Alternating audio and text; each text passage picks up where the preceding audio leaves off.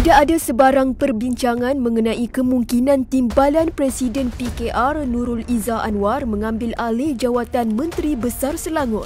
Demikian tegas Perdana Menteri Datuk Seri Anwar Ibrahim ketika mengulas mengenai saranan Menteri Besar Selangor Datuk Seri Amiruddin Syahari supaya Nurul Izzah menggantikan tempatnya. Pandangan dia dia tak ada bincang siapa. Election bila lambat lagi bincang. Perdana Menteri juga enggan mengulas lanjut ketika ditanya mengenai kemungkinan rombakan kabinet. Reshuffle itu yang isi kekosongan. Can you suggest how many lah?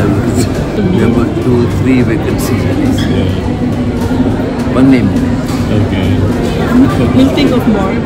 Beliau mengulas perkara itu selepas menghadiri majlis makan malam bersama diaspora Malaysia di Johannesburg.